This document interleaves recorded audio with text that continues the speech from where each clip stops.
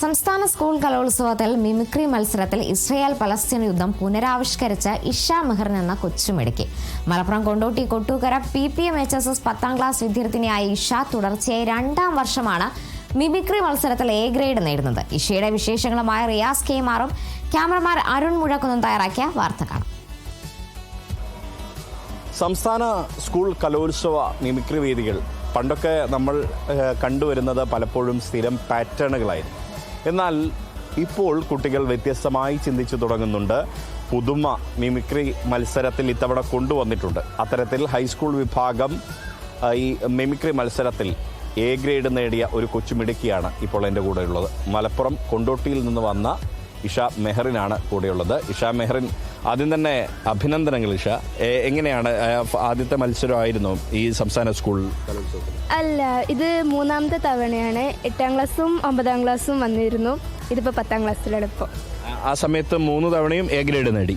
അല്ല, കഴിഞ്ഞ പ്രാവശ്യം മാത്രം A ഗ്രേഡ്, ഇപ്രാവശ്യം A ഗ്രേഡ്. ഇത്തവണ ഇഷ അവതരിപ്പിച്ച ആ ഒരു വിഷയം വേറിട്ട് നിൽക്കുന്നതാണ്. അത് എന്താണ് ആ വിഷയം? ഞാൻ ഇപ്രാവശ്യം അവതരിപ്പിച്ചത് ഇസ്രായേലും പലസ്തീനും തമ്മിലുള്ള അവരുടെ യുദ്ധവും, പിന്നെ അവർ യുദ്ധത്തിൽ അവരുടെ ഇടങ്ങറുകളും കാര്യങ്ങളും, അതിന് തുടർന്നുള്ള ജീവിതവും രീതികളും, അങ്ങനത്തെ ഒക്കെ അവതരിപ്പിച്ചത്.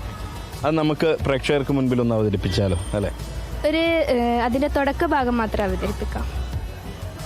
നമസ്കാരം. യുദ്ധം സർവവിനാശം.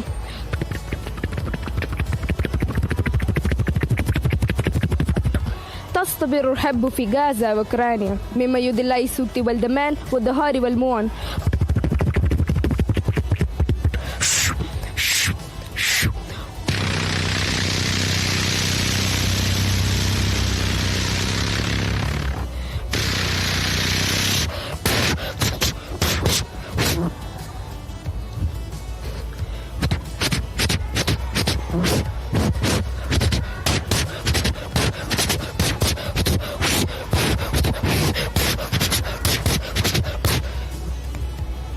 അല്ലേ, ഇതൊരു തുടക്കം മാത്രമാണ്.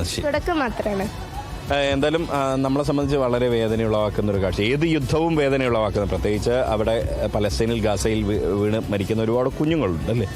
അവരുൾപ്പെടെ നിരപരാധികളായ മനുഷ്യർക്ക് വേണ്ടിയുള്ള ഒരു സമർപ്പണമാണോ ഇത്? അതെ, ഇവരുടെ ഇടങ്ങറുകളും കാര്യങ്ങളും കലയിലൂടെ കാണിക്കുമ്പോൾ അത് ആളുകളിലേക്ക് വേഗം എത്തും എന്നത് കൂടി ഉദ്ദേശിച്ചാണ് മിമിക്രിയിലേക്ക് ഈ ടോപ്പിക്കായിട്ട് എത്തിയത്. വേറെ ഏതൊക്കെ താരങ്ങളുടെ ഇതാണ്?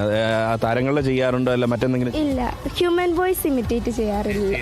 മറ്റെന്തൊക്കെ ചെയ്യാം? മറ്റൊന്നൊക്കെ നമ്മുടെ പ്രകൃതിയിലുള്ള സൗണ്ടുകൾ, പിന്നെ തീവണ്ടി, കുതിരക്കുളമ്പടികൾ, പിന്നെ നമ്മുടെ ഇന്ത്യയിലെ സാരജഹംസ, നമ്മുടെ ഇന്ത്യ ഒരു മാതൃകയാവട്ടെ എന്നത് ഒരു സന്ദേശം കൊടുത്തിട്ടാണ് മിമിക്രി ഇവിടെ അവസാനിപ്പിക്കുന്നത്. അത് വേണമെങ്കിൽ ചെയ്യാം. അതെന്താ സാരജഹംസ?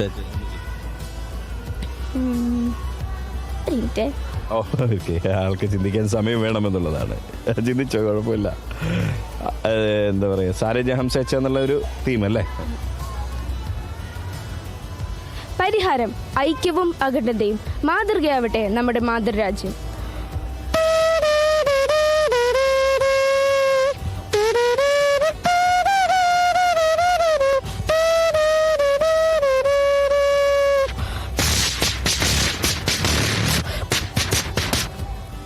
Very good. എന്താ ഭാവിയിൽ എന്താ ആഗ്രഹം? തീരുമാനിച്ചിട്ടില്ല. എന്തായാലും വലിയൊരു കലാകാരിയായിട്ടും നല്ലൊരു മനുഷ്യനുമായിട്ടും മാറട്ടെ. കാരണം ഈ കുഞ്ഞു മനസ്സിൽ വലിയ നന്മയുണ്ട്. കാരണം യുദ്ധത്തിനെതിരെ മാത്രമല്ല, ഇന്ത്യയുടെ ഒരു ഐക്യം എന്ന രീതിയിൽ അവസാനം നമ്മൾ കേട്ടത് സാരജഹാൻ സേച്ച എന്ന ആ മനോഹരമായ ദേശഗീതത്തിൻ്റെ ഒരു ശബ്ദാനുകരണം കൂടിയാണ്. നല്ലൊരു കലാകാരിയായി മാറട്ടെ. ആശംസകൾ. ഓക്കെ. ക്യാമറ പേഴ്സൺ അരുൺ മുഴക്കുന്നതിനൊപ്പം Riyas KMR, Kerala vision news, Thrissur.